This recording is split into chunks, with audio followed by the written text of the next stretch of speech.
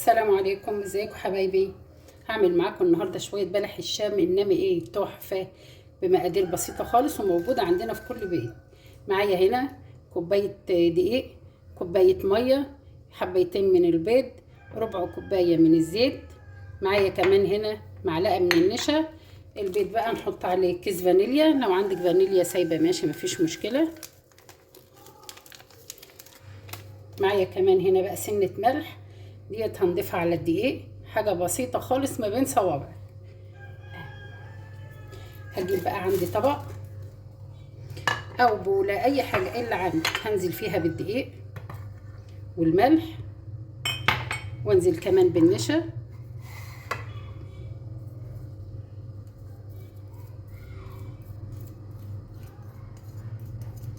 وهقلبهم لحد ما يتجانسوا مع بعض.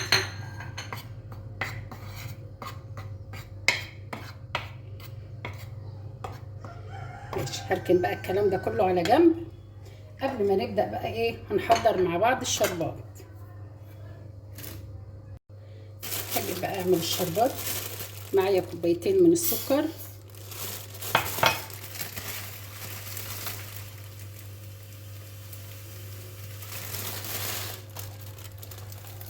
هضيف عليهم كوباية مية واحدة، يبقى كوبايتين من السكر عليهم كوباية مية. تمام كده. هعمل عليهم عصرة نص ليمونة،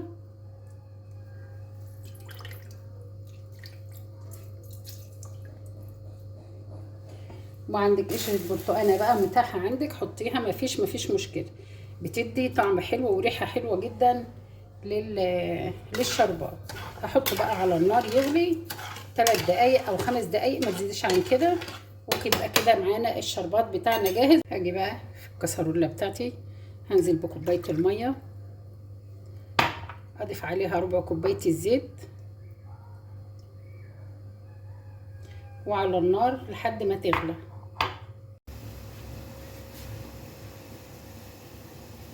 بعد ما غلت معايا كده هنزل بقى بالدقيق. بسم الله الرحمن.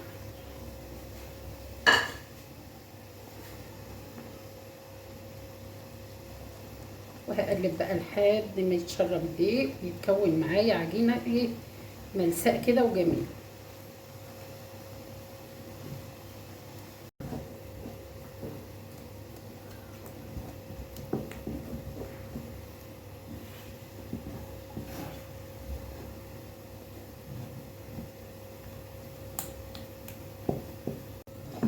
بقت معايا بالشكل ده، شايفه جميله ازاي؟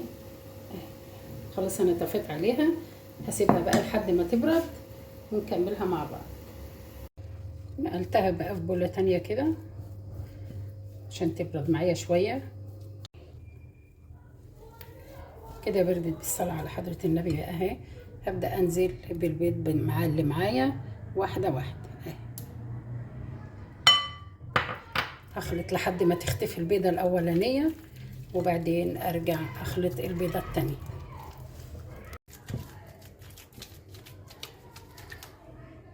انزل بالبيضة التانية،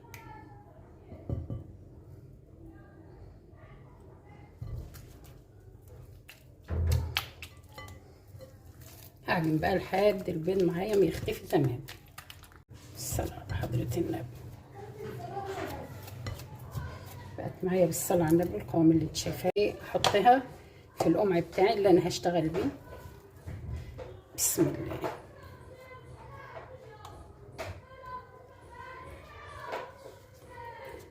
حبيتها بقت معايا بالشكل ده، بجيب القمع بتاع بلح الشام اللي هو الواسع ده. يلا بينا علشان نحط طاسه على النار بقى، فيها ايه زيت غزير كده، يا دوبك بس تدفى، ما تخليهاش تسخن.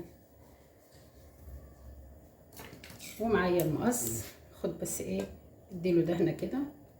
بسم الله.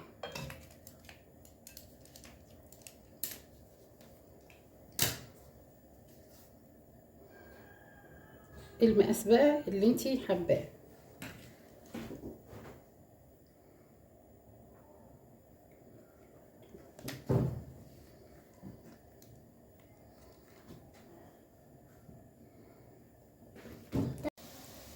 ده بقى ايه كده بالشكل ده لحد ما ايه ما بياخد بقى اللون بتاعه. الصلاة على حضرة النبي. لو وصلت معايا لحد هنا بقى حطي لايك.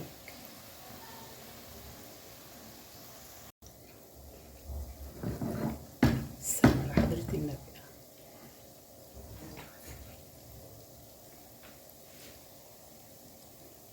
ما بتقلبهوش ولا تيجي ناحيته لحد ما بيطلع فوق الزيت كده. هو بيرتفع فوق الزيت بالشكل ده كده، والحجم بيتضاعف. بسم الله ما شاء الله.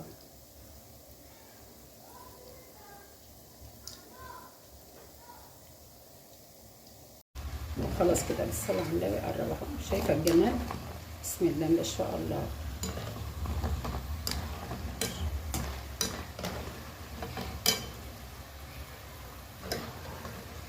شايفه درجه اللون حلوه قوي. سيبه ياخد كمان سكه صغيره كده. وعلى الشربات فورا بعد ما خد اللون كده بالصلاه على النبي. شايفه الجمال في الشربات البارد على طول. لسه عندك عجينه ما تحطيش والزيت سخن، لازم تسيبي الزيت بره يبرد شويه وبعد كده تبداي تكملي الكميه بتاعتك.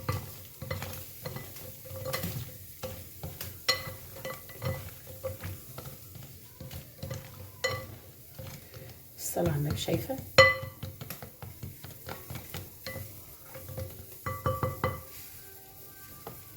وبعد كده بطلعه في طبق تقديم. بقى معايا بالشكل الجميل ده تحفه. اما تحطيه في الشربات لازم تسيبيه 5 دقايق كده ايه عشان يتشرب. وبألف هنا وشفا. لو عجبك الفيديو متنسيش تعمل لايك وشير وسبسكرايب. بحبكم في الله. السلام عليكم ورحمه الله وبركاته.